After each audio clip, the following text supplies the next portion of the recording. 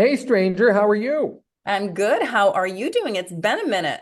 It has been a while since Chuck and Pam have opined about the most recent movies. I've been busy, you've been busy, and let's be frank, there hasn't been a lot to talk about, really.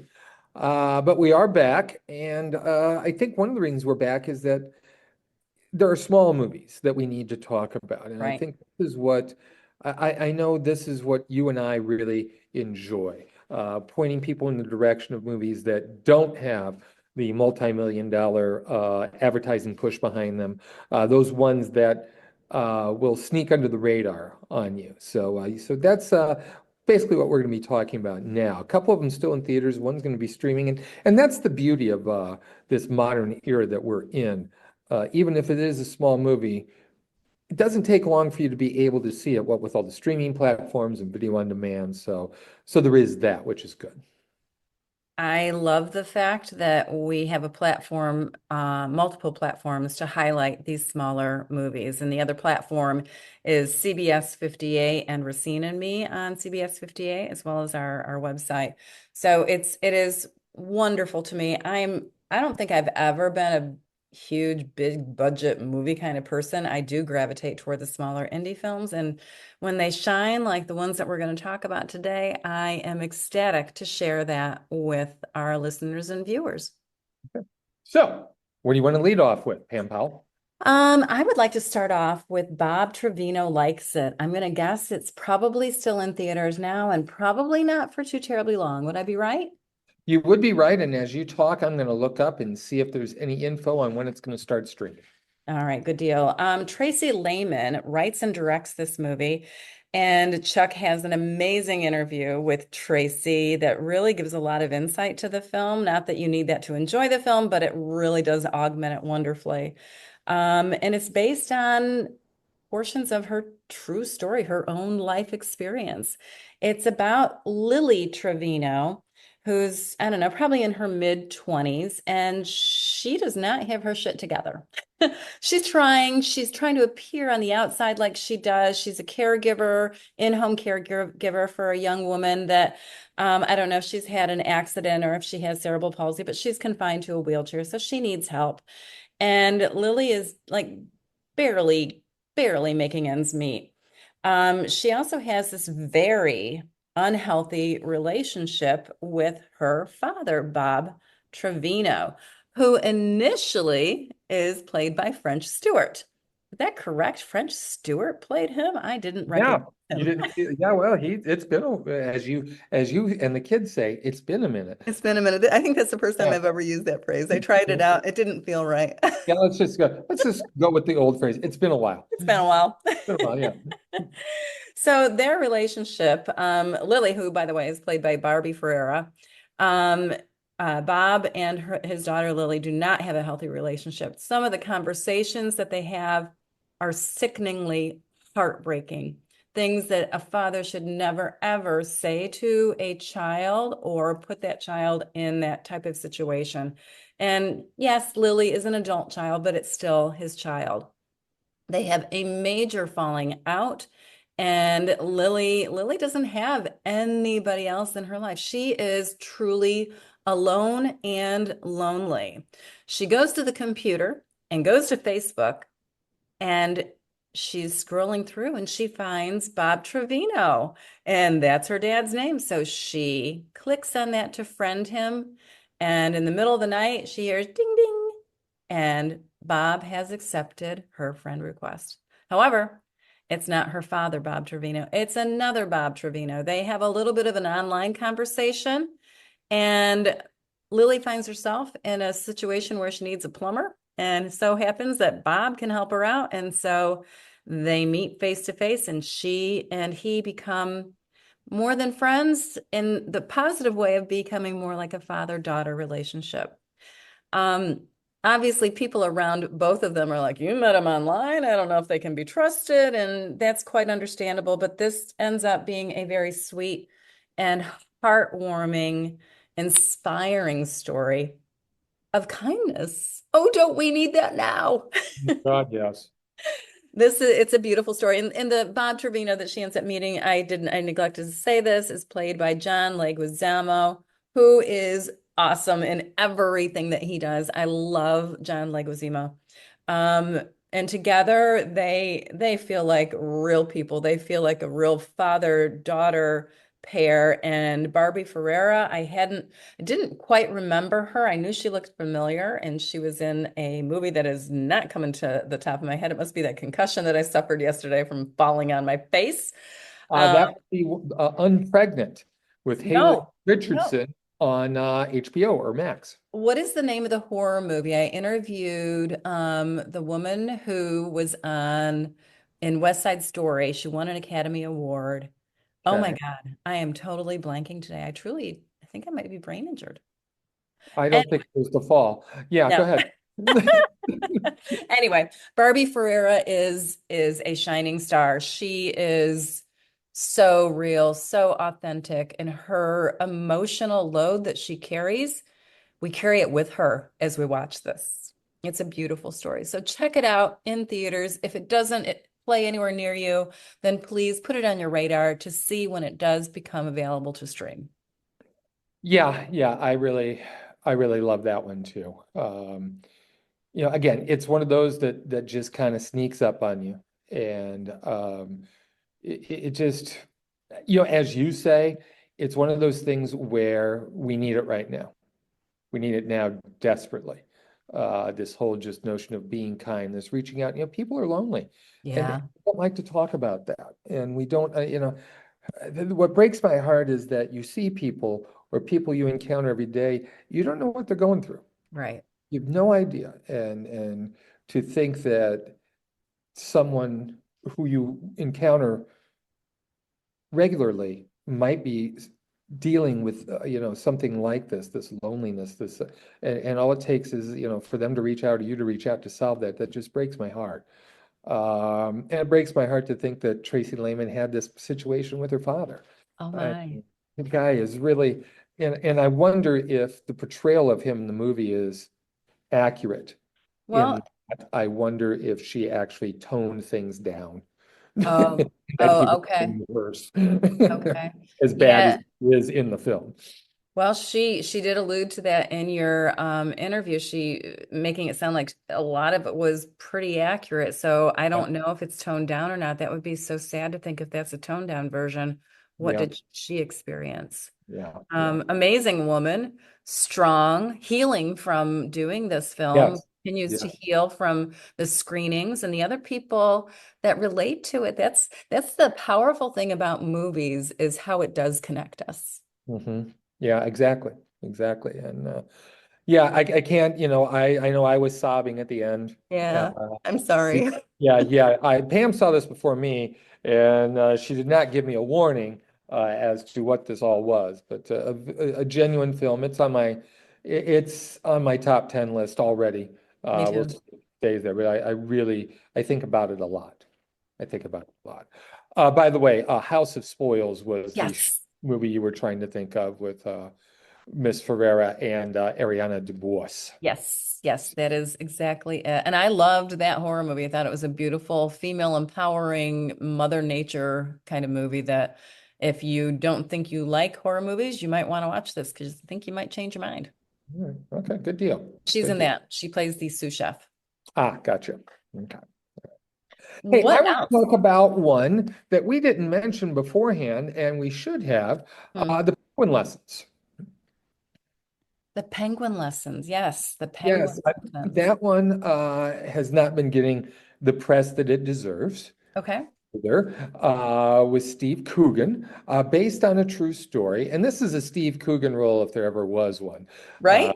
this teacher named Tom, he's a curmudgeon. He doesn't like anything. He's a real crab ass. He's, just wants to just slough through life.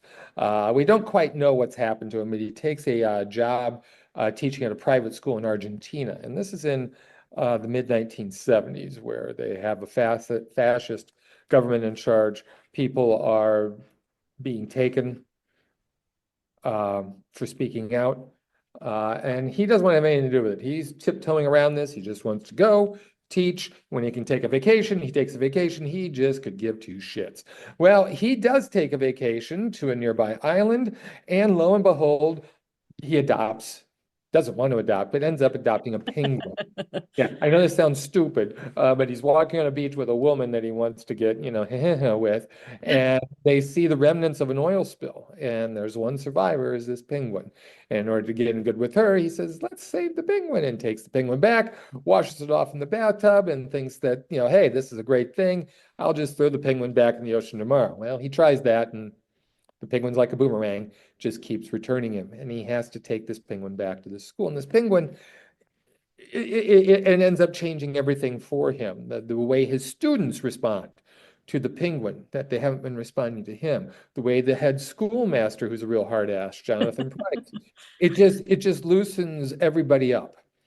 And the thing about this movie, and another movie that we're going to talk about soon, is, this has all the potential of being very cloying, overly cutesy. Right. Oh, look at the penguin, isn't that cute? That's not what happens here. And the penguin really is a supporting character. It doesn't dominate the story.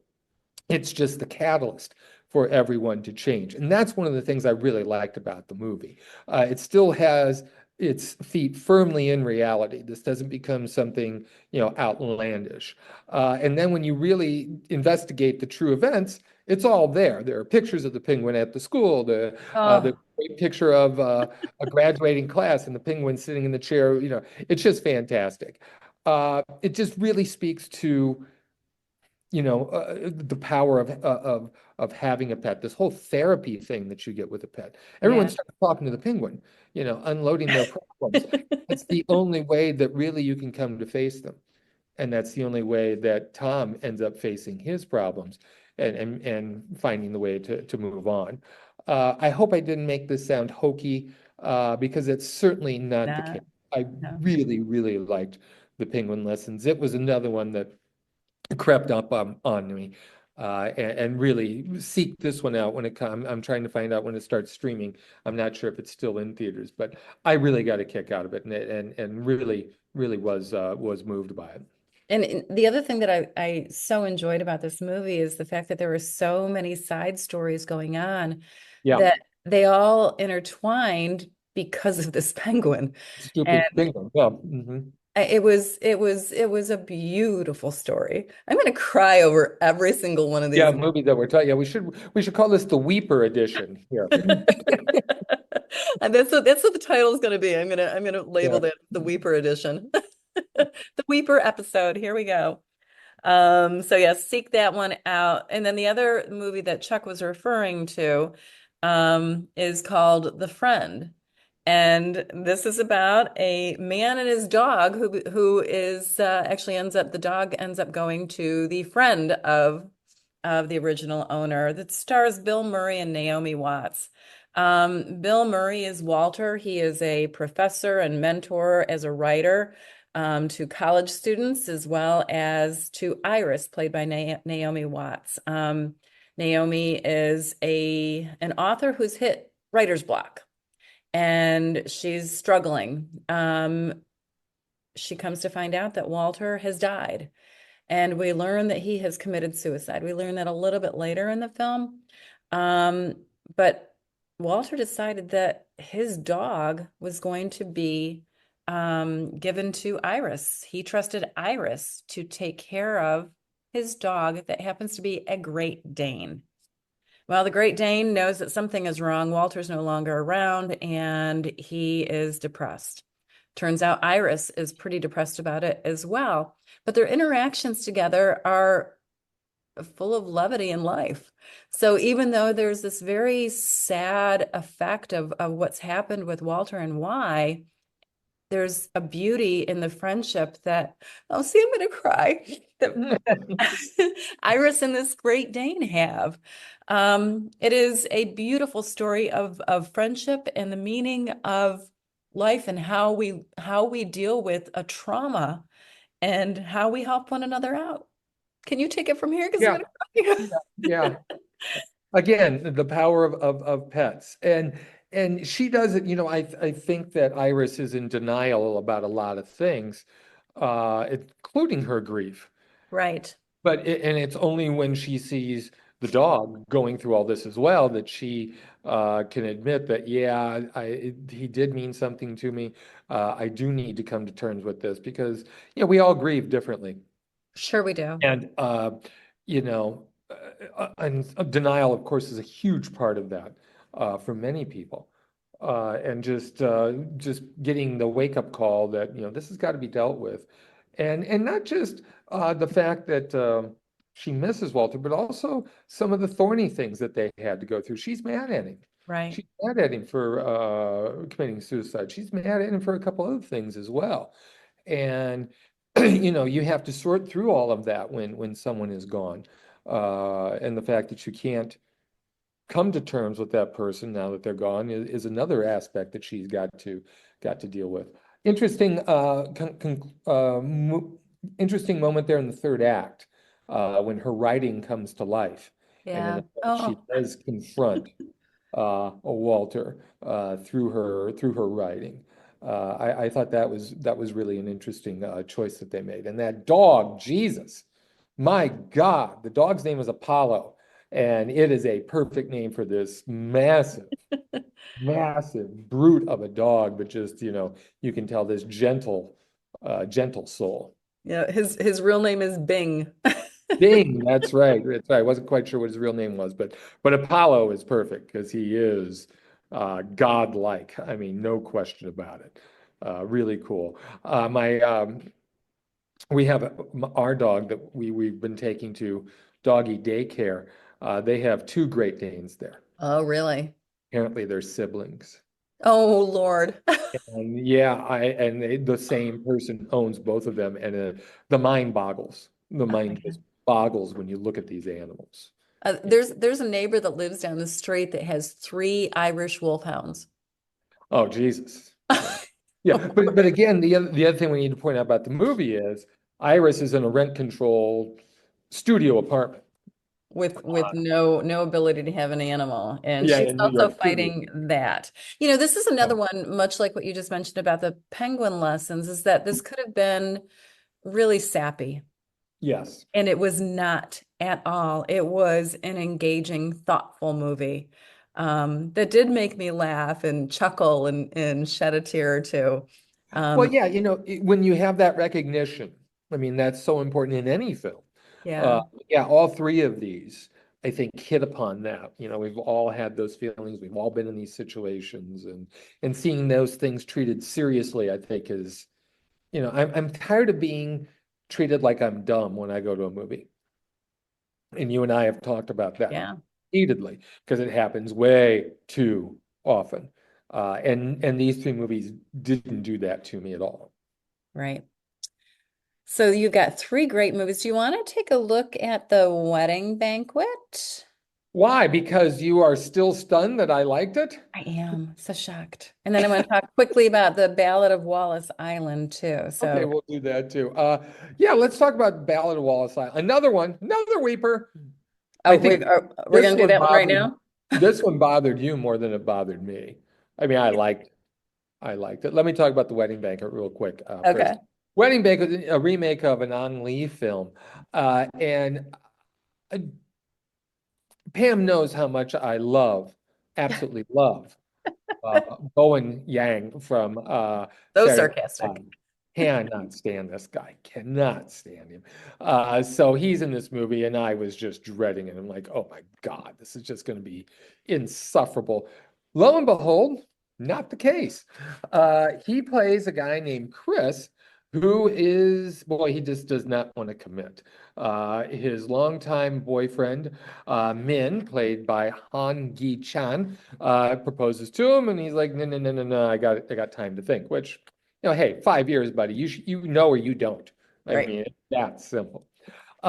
They have two friends named Angela and Lee, played by Kelly Marie Tran, Lily Gladstone. They are a couple as well. They are trying to get pregnant, isn't happening through IVF. Don't have the money to try a third time. And Min, well, he's about to be shipped back to Korea because his green card's going to run out. But if he takes over the company that his grandfather has built over the years, an American company, he can stay. he doesn't want to do that. So Min, of course, hey, this is a simple solution. Min proposes to Angela saying, hey, we'll get married. I'll have my green card and I'll give you the money so you guys can try this whole process again. What could possibly go wrong?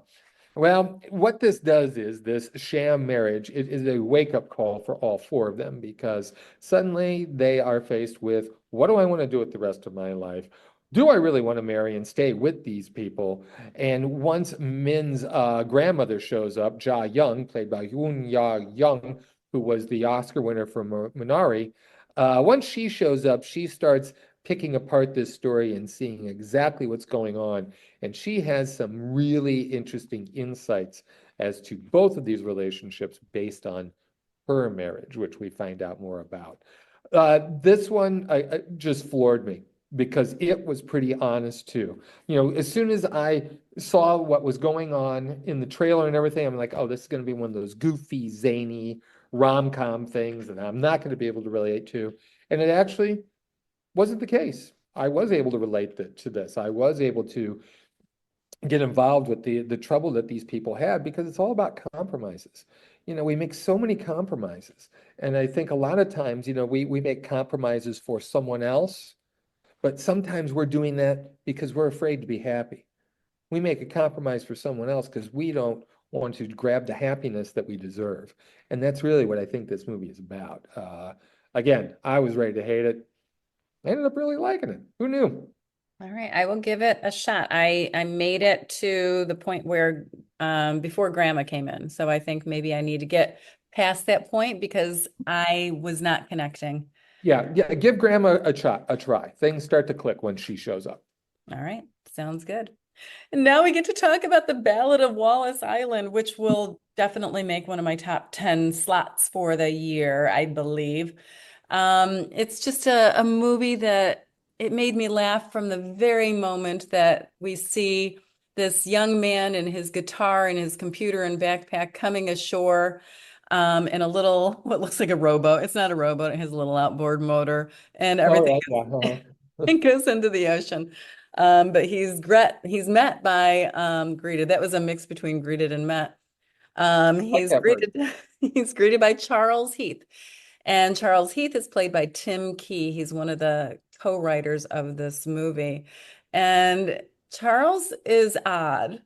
He's a little eccentric, and that's putting it mildly. And he lives on this island with what, like maybe five other people? There are not many other Yeah. people on this island.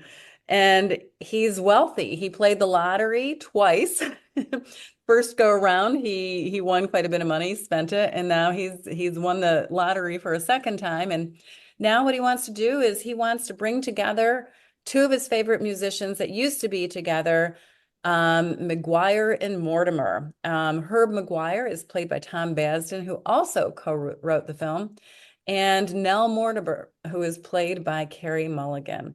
They once upon a time were an item, but they no longer had anything to do with one another. The story delves into that a little bit.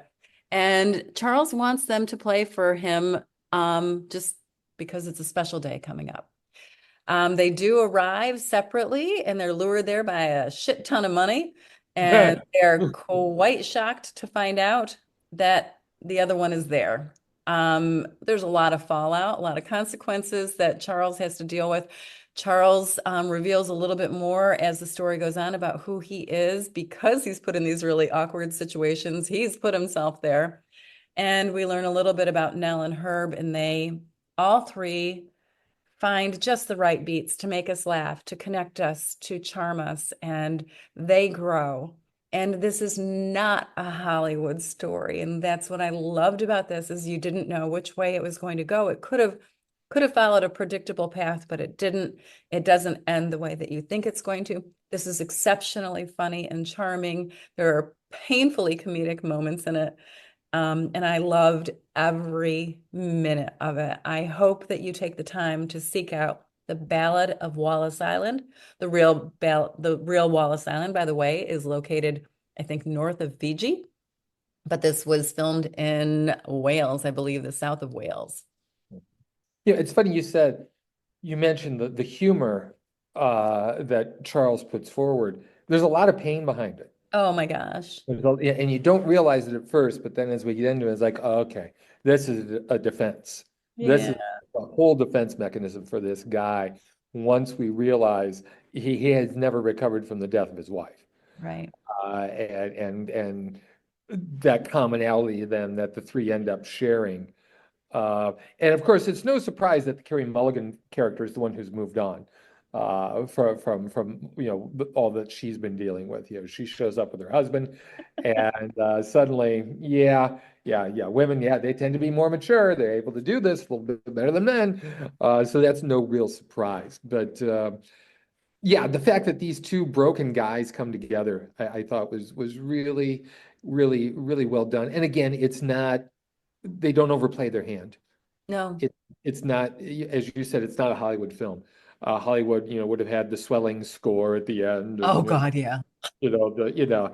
prolonged shots and everything. And that's not what this is. It's much more subtle, and as a result of it being more subtle, it's much better. Yeah.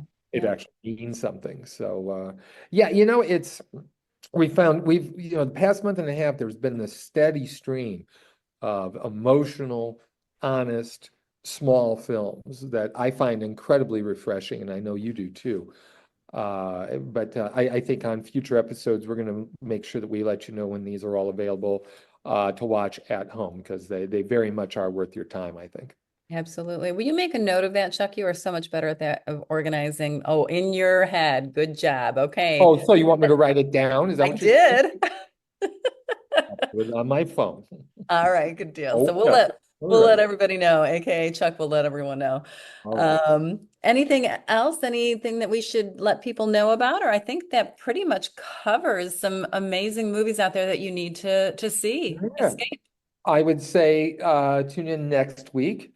It's gonna be amazing because Pam's going to explain to me why she likes one of the dumbest movies I have seen in maybe the last 5 years when we talk about The Accountant 2. Okay. And we'll also talk about Sinners, the vampire film with Michael B. Jordan that neither one of us have gotten to. We're going to try and It's get. a vampire movie? Didn't you know that? Yeah, it's a vampire No. movie. It's a whole metaphor. Oh, okay. Yeah. Yeah. Yeah. We'll get to that this weekend and talk about that next week.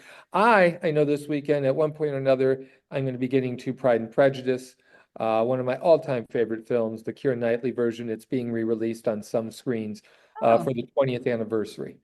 So if it's in your area, check it out. I watched it again maybe 6 months ago. It never ceases to amaze me. Absolutely gorgeous film. okay. Might do that. It's supposed to rain on Sunday, so Sunday would be a good day to go out and take a look at that. Vampires and Love. There you go. That's my double feature for this weekend. Oh man. You'll have to let me know how that goes. Yeah, I will. Some movies you can't mix and match, you know? Yeah, we'll see. All right. Thanks everyone for listening. Please share. We would love to have lots and lots of listeners, and you can find us on Spotify as well as Apple, iTunes, whatever all those other platforms are called. Check us out at realtalkwithchuckandpam.com. That's REEL, talkwithchuckandpam.com. You can find our YouTube channel on that as well. Check out Chuck's interview with Tracy Lehman about Bob Trevino Likes It.